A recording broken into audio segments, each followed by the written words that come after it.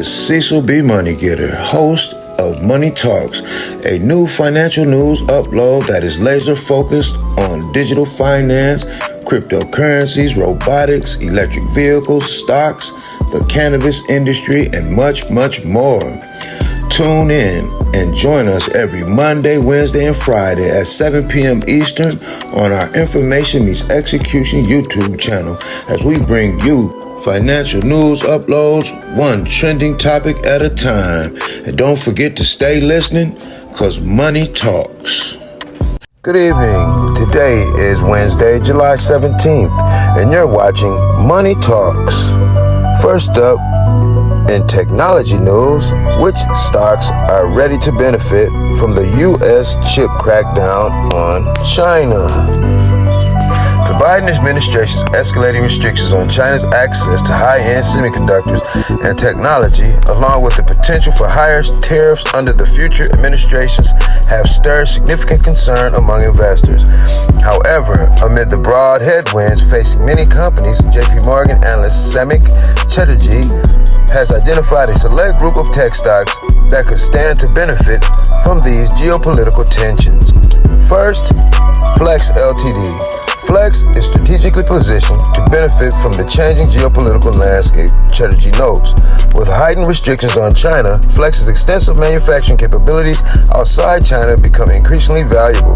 This allows Flex to attract business from companies seeking to mitigate risks associated with China's regulatory uncertainties. Chatterjee sees Flex as a key player poised to leverage these global supply chain shifts. 2. Jabil Inc. J.P. Morgan's Chatterjee also identifies Jabil as a significant beneficiary of the current environment. As an electric manufacturing services EMS provider with diversified manufacturing locations, Jabil is well placed to capitalize on clients' efforts to move production away from China. This strategic advantage positions Jabil favorably in the context of U.S.'s tougher stance on China. 3. Ciena Corp. In the realm of networking technology, Chatterjee points to Ciena as a likely beneficiary. The analyst notes that restrictions on China's access to high-end chips could hinder the capabilities of China-based network equipment manufacturers, NIMs. This scenario presents an opportunity for companies like Ciena, which boasts differentiated intellectual property and advanced networking solutions, to capture market share. 4. Arista Networks Inc. Arista Networks is another company Chatterjee highlights as benefiting from the U.S. crackdown. With its cutting-edge networking technology, Arista stands to gain as Chinese NIMs struggle with restricted access to essential components. Chatterjee anticipates increased demand for Arista's solution as companies seek alternatives to maintain competitive networking infrastructure. And 5. Cisco Systems Inc. Finally, Cisco Systems emerges as a potential winner in Chatterjee's analysis. As a leader in networking technology, Cisco is well positioned to benefit from the restrictions affecting Chinese manufacturers.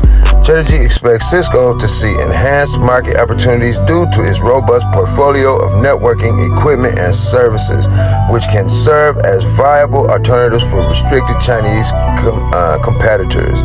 While the U.S. administration's increasing restrictions on China present challenges for many companies, Flex, Jabil, Ciena, Arista Networks, and Cisco Systems are well positioned to navigate these changes and potentially benefit from the evolving geopolitical landscape. As investors monitor the implications of these restrictions, these tech stocks stand out as promising opportunities in a complex regulatory environment. Get in the comments and let me know what you think and how you feel. Up next, in FinTech news, PayPal's unfair contract term with small business that led to overcharge. In a recent development, the Federal Court of Australia has ruled that the local unit of PayPal Holdings, Inc. had an unfair term in its contracts with small businesses, leading to instances of overcharging. The Australian Securities and Investments Commission announced that the court deemed PayPal's term unfair. Reuters reported on Friday This particular term required customers who failed to report overcharging errors within a 60-day period to accept the charges as accurate. The court proceedings against PayPal were initiated by ASIC in September of the previous year. ASIC Deputy Chair Sir Court stated, "Today's decision serves as a reminder to all businesses that unfair contract terms contained within standard form contracts with small businesses will not be tolerated. PayPal Australia takes our responsibility to our customers very seriously, and we have been working in full cooperation with ASIC on this matter," a PayPal spokesperson told Benzinga. The ASIC disclosed that PayPal cooperated voluntarily during the investigation.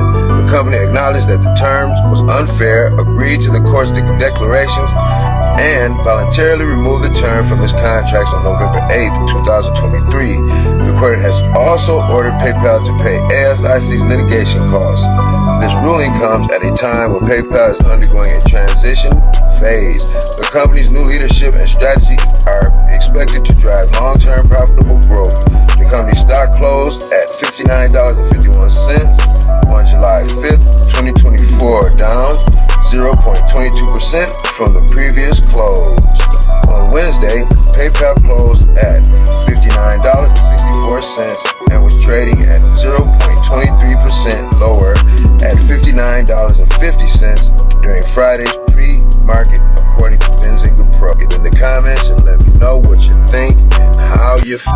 And up next in cannabis news, how will Trump treat cannabis in his second presidential term? Former President Donald Trump selected Senator J.D. Vance as his running mate in the 2024 presidential election, a choice that could have implications for cannabis policy if the ticket is elected, giving Trump's mixed record and Vance's opposition to certain modest cannabis reform proposals in the Senate. Vance, who was elected in 2022, doesn't have an extensive cannabis policy record, but his limited actions and comments on the issue indicate that he's aligned with Trump on one key issue. He backs the rights of states to set their own marijuana laws. He has also said that he's against incarcerating people over low-level possession. A Senate committee is urging the U.S. Department of Veterans Affairs to explore medical marijuana as an alternative to opioids for veterans, and it's asking the agency to consider allowing its doctors to formally recommend cannabis to their patients in light of the Biden administration's rescheduling push. The appropriations legislation was approved by the Senate panel just days after the GOP-led House committee passed its versions, with reports that include sections critical of the marijuana rescheduling move and raising concerns about impaired driving and intoxicating hemp-derived cannabinoids. New York's adult use cannabis market is starting to show signs of life in 2024. The state dispensaries reported $261 million in sales from January through June, or roughly $43 million per month. This puts New York on pace to top $520 million in adult use sales this year, but with the ramp, the state will likely eclipse $700 million. Ron DeSantis vetoed a bill that would severely limit and regulate their industry. Hemp executives across the state pledged $5 million in donations to the Republican Party of Florida, according to CBS News Miami. We know nothing in life is free, and neither was this veto. The WhatsApp message group known as Save Florida, it was an active day in Canaland. Get in the comments and let me know what you think and how you feel. And audiobooks. Follow us on Instagram at 734 Miscellaneous LLC to continue our journey of growth and success together. I'll see you at the top. Holla.